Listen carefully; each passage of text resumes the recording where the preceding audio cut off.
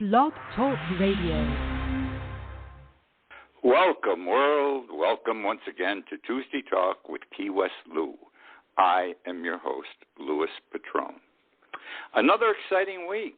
All kinds of news. Some new, some different. The tornadoes, big deal in Kentucky and several other states. So many things happening out there. I'm more comfortable with what is happening now than I was under Trump. All bad things, even now, all heavy, but seem to be matters that can be reasonably worked out, attended to. I'm not concerned with a war with Russia. I don't think it will ever be. They can't afford to have a war. We would break them financially. They're in trouble financially now. They depend on us, actually, for their cash flow. On the other hand, the only way they could possibly beat us is if China joined with Russia, which is a possibility and not a probability, because China's biggest customer for the sale of their manufactured goods is the United States. They're going to cut off trade with us. And the other thing is, we are China's biggest creditor. We owe China so much money, in the billions, trillions, I don't know what it is. We'll never be able to pay them back, but if we have a war with them, it's going to be screw you, Charlie. We ain't ever going to pay you back, and they're not going to want to take that hit. So everybody's going to negotiate. We're going to be diplomats, all three countries, and things will get worked out. I sincerely feel that way. Now, we got a lot of places to go tonight.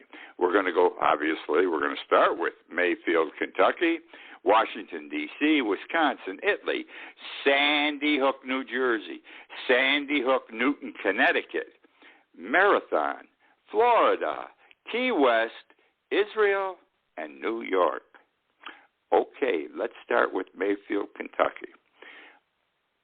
I must admit, 48 hours ago, I knew nothing about tornadoes. I still don't know much, but I know more than I did prior to two days ago. I know all about hurricanes, I know enough about hurricanes. I spent 30 years there with everyone in Key West worrying, is this hurricane going to hit us? And then you follow them, and over the years you develop a basic knowledge as to hurricanes. But tornadoes, who the hell ever had to go through a tornado? But this one is of such magnitude. So let me talk a little bit about it. I wrote about Mayfield this morning in my blog, and I must admit I had a couple of errors.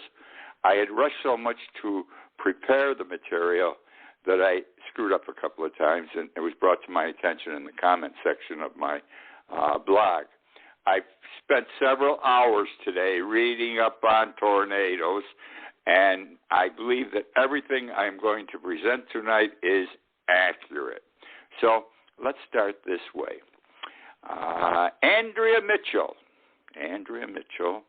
on her show yesterday, her guest was what the hell was his name? Michael Mann. He's a professor at Penn State University. He is titled a Distinguished Professor of Atmospheric Science. He is one of the United States experts on hurricanes. And here's what he had to say about the hurricane that hit Mayfield, Connecticut. He estimated it was 300 miles per hour. Now that's pretty big. We have a Category 5 hurricane. It's total wipeout, like they had in Mayfield. Everything down, flat like a pancake. But their hurricane, he estimated at 300 miles per hour. Now, let me share this with you. Hurricanes and tornadoes are classified differently or labeled differently. As we know, hurricanes go from a Category 1 to a Category 5, 5 being the worst, 150 miles per hour plus, whereas hurricanes are on the Fujita, F-U-G-I-T-A scale, and it's F1, F2, F3, F4, F5, F1 through 5, nothing after 5 right now. And an F5 is not 150 miles an hour, and F5 is 261 to 318 miles per hour. That's big. 261 to 318 miles per hour. There is no F6. Experts in the field say there should be a 6 because today, for whatever reason, there is more intensity to the tornadoes. But the experts, the professionals, like Professor Mann, say, no, let's hold it at F5, and everything above that is a disaster, truly, just like a Category 5 hurricane. Now, this is what's interesting. Distinguished Professor Mann said on Andrea Mitchell's show, 300 miles per hour. Now, what does that mean, 300 miles per hour? Well, it means this, that there is debris. It means everything goes flat. Just about everything's flat. And as you can see on the internet, most buildings are down. There's some sidewalls holding up. But it's been total destruction on a certain path going through the heart of Mayfield. Mayfield has been wiped out from what I have been able to gather. Now, the debris from a 300-mile-per-hour tornado will drive debris 35,000 feet into the air. Placing everything in proper perspective, 35,000 feet up in the air is where commercial airlines fly. They fly at the 35,000-foot level. Yes, it could happen. You know, a car might get up there, a piece of a roof, who the hell knows? And there's an airplane accident. I would assume they get the planes off the roof before the tornado hits, but who knows if this is possible. So it's pretty bad, and 300 miles per hour is pretty good. A couple of things I've learned. We measure a hurricane by its speed when it is coming over us. You know, if it's a 5 and it's 150 miles an hour, it's 150 miles an hour when it goes over Key West. Whereas, and I can't answer this for you, I couldn't find it, it's in there, but I researched so much I couldn't go any further today. Whereas a tornado is not measured when it goes over. It is measured sometime thereafter. Now, don't ask me how and don't ask me why. I don't know. But it's not measured till after it's passed. So we will find out precisely whether it was 300 miles per hour or less. Some weather experts have said it was like 200 miles per hour, 250 miles per hour, 150 to 300 miles per hour. Someone had it at 361 miles per hour or something. You don't know. But I'm just saying that's the best. 300 miles per hour is terrific. It's an F5, 35,000 feet up in the air. Now we can understand why those buildings went down quickly. Now, interesting. Isn't that interesting? Let's see what else I've got here in my notes that might be of some value to our conversation tonight. The one that hit Mayfield was a series of tornadoes. In fact, all these tornadoes in the 6 states it hit was not one tornado. It's a series of tornadoes. Like a community near Mayfield, they've already determined that 15 to 18 tornadoes hit consecutively, one right after another, over that community. So it's a lot of smaller ones that turn into one big one when they are all put together. And this particular tornado that went over Mayfield, Kentucky, I don't know where it started. I don't know where it ended, but they said it was 200 miles long. Can you imagine? It just keeps going and going and going and doesn't lose its speed. All right, that's interesting. Now, some woman was interviewed on TV today from Mayfield, and she said, our town is gone. They showed pictures. The town is gone. And she said they apparently have some nursing homes, and she was able to see some nursing homes as the tornado began to pass over. She wasn't sheltered where as safely she should have been, and she said she saw the nursing homes being shredded. Scary. Very, very scary. So that's the info I've got on Mayfield and the tornadoes. I hope I've been helpful in sharing some newfound information by me with you. Now, let's talk about Rand Paul, United States Senator. And where's Rand Paul from? The state of Kentucky. Now, you've seen him on television. I consider him a pompous ass, not because he's a Republican. He's a pompous ass. He's a doctor by education, an ophthalmologist. He's an eye surgeon, but he gave up the practice to be a politician many years ago. He's been in the Senate for 10 or more years. Republican. He's just contrary. Some people are just miserable, contrary people. And perfect example, he's always on Dr. Fauci's ass. Whenever Fauci has to testify before some committee he's sitting on, he is so accusatory, tells Fauci he doesn't know what he's talking about. COVID isn't dangerous. Coronavirus is not a problem. It's going to pass. Yes, he's part of that group. And he keeps saying, you don't know what you're talking about. In fact, he was so upset with some answer Fauci gave. I forget what it was about. I thought it was minor. But Rand disagreed with Fauci's response and recommended to the Justice Department that he be indicted for lying under oath. So you can see the type of guy this is. Now, or he is. Now, let me say this. In the last 10 years, we have had many natural disasters.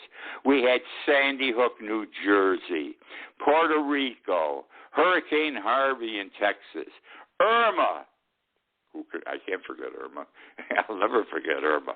But we've had Irma. And each time the government is called upon, the federal government, because only the federal government can handle a natural disaster, has been called upon to provide support immediately. And it starts with dollars. They need financial support. And each time he has voted against sending dollars, federal dollars, to help the people suffering because of this major natural disaster, whether it be a hurricane or whatever else. Now, he's in a state that's had a major tornado, major natural disaster. He has never voted to support, always been against. And what do you think happened yesterday? No problem. He wrote a letter to President Biden and said, you must help my state. We've had a terrible disaster. He wrote to Biden, and I quote, ask that you move expeditiously to approve appropriate resources for my state. Two-faced. But his state needs the money, and they should get it. And I hope he's learned from this. What he wanted to do in the past 10 years was a disaster. He wanted to take money already appropriated by the House of Representatives. Only the House can appropriate money. They create the money. They fund something. And, for example, Trump had a lot of money appropriated by the House of Representatives for defense on the southern border. Now we are in Afghanistan. The war is costing a lot of money.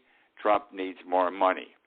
He doesn't go to the House of Representatives and ask for more money. What he does is he moves some of the money that was supposed to go into building the wall, allocated for it, and just moves it to the fund that's taking care of the Afghanistan war. Our laws permit the president to borrow from Peter to pay Paul, but Paul never pays back. That's the problem with these things. And that's what he wanted to do all the time. Well, that creates a lot of furor because all that money that's generally appropriated for another reason has had supporters in the Congress. And it was needed for that reason. And only a Donald Trump with his devious means would get away with it. But this is what Rand Paul wanted to do. You can't do it that way. It takes forever. The man didn't understand, and he should have understood then because he understands now.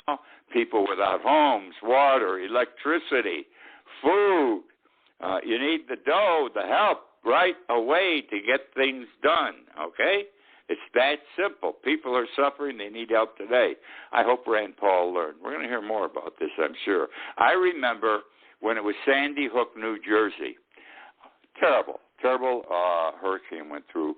And Chris Christie, who was governor at the time, went crazy. He was yelling and screaming on TV. How can Rand Paul say we should not get this money. We need it.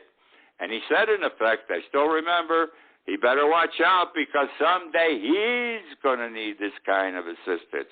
And maybe then he'll understand. Well, that's the story with Rand Paul. Let me talk about Mark Meadows. He's in the news so much.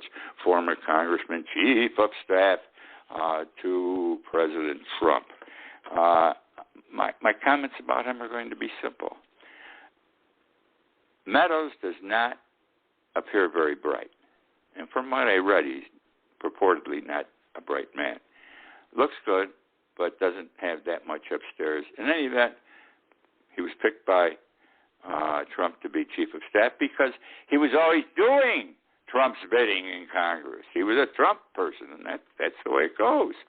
Well, I don't think he's very bright. Either he's, and I'm serious about what I'm going to say, either he's stupid or his lawyer's stupid or they're both stupid. And why do I say that? Because every time Mark Meadows opened his mouth this week, he buried himself even further.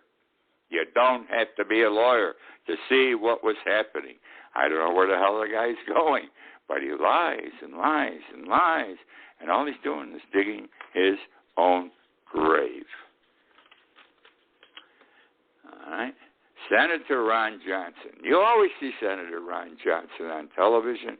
He is the Republican senator from Wisconsin, and he's always standing behind Mitch McConnell, who, when he's making a statement over television or when President Trump was doing something, he's one of Trump's people. And he's been in the Senate quite a while.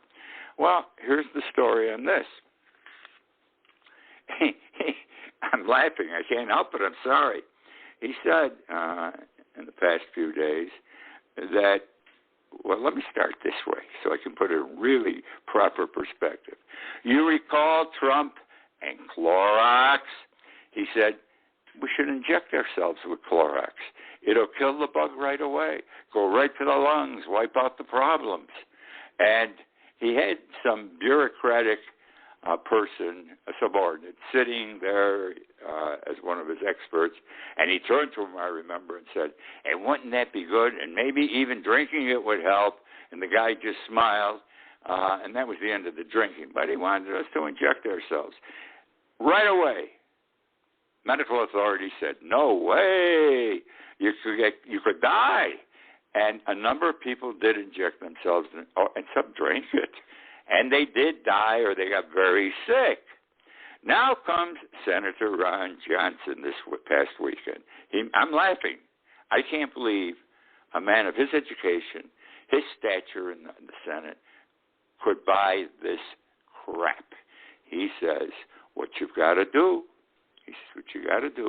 in order to kill coronavirus is use more Listerine. He didn't say inject the Listerine, the mouthwash. He didn't say, and he says you can use any mouthwash really, but he talked about Listerine. You don't drink it, you don't inject it. Just use the mouthwash more often because it kills the bacteria in the coronavirus. Okay, and that's why you have good breath afterwards, and that's the way it should be done. I can't believe it. Because a mouthwash, such as Listerine, has nothing to do with killing the COVID-19 virus. It's not supported by medical science. Let's see, I read somewhere that standard gargle mouthwash has been proven not to kill the coronavirus. If you get it, you may reduce, no, this is what Johnson was saying. I'm sorry, I'm reading my wrong notes here. He said, standard gargle mouthwash has been proven to kill the coronavirus. If you get it, you may reduce the viral infection. Well, the problem, as has been said by Listerine as far back as 2020, and another major mouthwash manufacturer, both said has nothing to do with bacteria. Coronavirus is a virus, not bacteria. And mouthwash, this is on their website. Go look at Listerine's website. Mouthwash is effective okay, against bacteria and not the virus. Now, and they did it this way. This is a long word. Antimicrobial is what is in mouthwash, or what it is, and they are designed to fight bacteria, not virus. So that's the story there. But Johnson said Listerine. These guys are brilliant. They're making our laws. No wonder this country is so screwed up. And it's primarily on the Republican side. I'm sorry. Start naming me, except for Joe Manchin, who I think's a flaming nut. Start naming me the nuts on the Democratic side like a Senator Johnson. Right? Very simple. Now, I have felt during the January 6th situation that there had to be big money behind what happened on January 6th. Where did all these people come from? So they had to come on a bus, an airplane, car needs gasoline, they take the railroads. Who's paying their tickets? Who's paying their way? What about the hotels and motels they have to sleep in? Who's paying for that? What? I'm laughing, but it's true. Think about it. The people over there don't have that kind of money. Who's going to pay for the food? Okay? Who's going to pay for the booze? Who's going to be paying for the pot? All right? Well, I'll tell you one person who was a big contributor. Her name is Julie Fancelli. Julie Fancelli's father founded Publix. Julie Fancelli, now 72, is a Publix heiress. She's filthy rich. She gives money to anything and everything. And it's already been established through whatever paperwork was given thus far to the Congressional Committee looking at January 6th.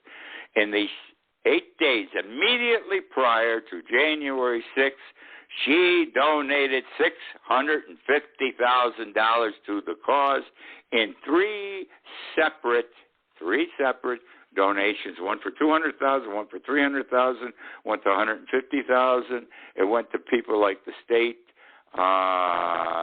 Tea Party Express, Women for America First, and money to help the organizers with the ellipse. All right. And she also has given money in that same time frame, in addition to this ellipse group, is an offshoot of the Republican Attorneys General Association. And you notice how many Republican state attorney generals have joined, and I think it's 27 or 30, in this lawsuit against Biden. So she, her family's unhappy with her. Her brother-in-law, Barry Barnett, said, Julie, and I quote, Julie is one of the finest people I know, and I am sorry she got tied up with this guy. Who's this guy? This guy is Alex Jones, well-known nationally, better known on the West Coast. He has his own TV talk show. He is big with conspiracy theories, and she's one of his people. She listens to him. She loves this guy, and that's the way it is. She claimed following January 6th, and when it came out publicly about the $650,000, she said she would never support violence, okay? She did not support it before, and when it happened on January 6th. What do I know? Her family and friends, besides her brother-in-law, says she has become obsessed with the right-wing conspiracy theorist Alex Jones and his show Infowars, okay? Now, she also has spent money, and they have this committee now, this congressional committee. It may have been from Meadows' paperwork, that 600,000 pages or something. There is a communication between her and Jones, this Alex Jones, that somehow got in Meadows' papers, between 12/27 and 1/1, asking Jones, she went to Jones before she sent the money, how she could support Jones's efforts to overthrow Trump's election loss. Now, she was going to go to Washington for the January 6th event, and she was set to travel there. She had reservations at the Willard Hotel, where all the big mucky-mucks who were planning this day and this event were staying, and she planned on attending the rally that she had helped to fund, but at the last minute canceled the trip because of the COVID-19 epidemic, which was, she claimed, surging. Yesterday, a very sad day in American history, a very sad day. Sandy Hook Elementary School in the state of Connecticut, 20 first graders and 6 teachers shot and killed.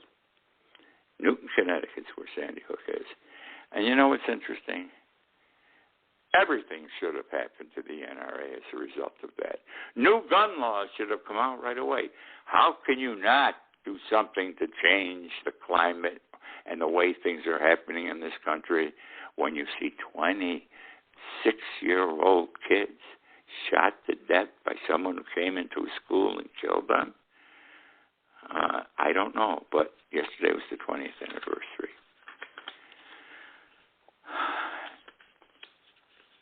We love animals in the Keys. We love fish. We do. I've never seen anything like this. And turtles get special attention here. You've heard me talk many times, and I'm sure many of you are familiar with the Turtle Hospital, world famous, full-time medical staff, doctors, nurses, and it's in Marathon. And turtles who get sick all over the world with some strange problem or even a common problem that can only be solved by our Marathon Turtle Hospital are flown, the turtles, to the Marathon Turtle Hospital. Well, Cape Cod's always a problem this time of the year. The water's very cold up there, and turtles get cold stunned. That's the word, cold stunned. And if you leave them there, they're going to die because they can't handle the cold.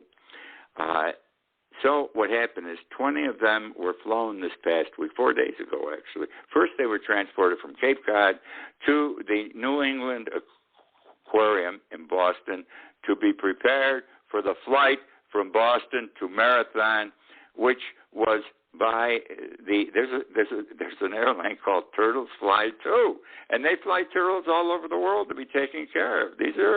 People love turtles, want to help turtles, and they're here now.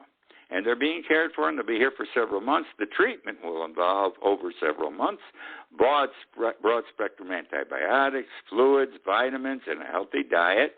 And they will remain in water tanks set at all times at 75 degrees Fahrenheit. Governor DeSantis, a crazy man, a fascist. He's worse than Trump, I believe. In due course, he will prove himself worse than Trump. And he told us last week here in Florida he was creating a civilian military answerable only to him. It's legal. It's in some states, but they don't use it. So people presume down here that he's establishing his own military, a private army that will be used to enforce totalitarianism. That's a big word down here. People say he's involved in totalitarianism. He's going to want to take over the state, and this military will help him because the military, a civilian military, is only answerable to the governor, not to the federal government, whereas the National Guard is answerable to the state until the federal government activates them. Then they answer to the federal government. Well, that's the show for this week, folks. It's been my pleasure to be with you again. I love doing the show, and I love chatting with you, and I love your comments that come back. I wish you a good night, a good week, and look forward to next week's broadcast, which will be the last one before Christmas. Good night, my friends.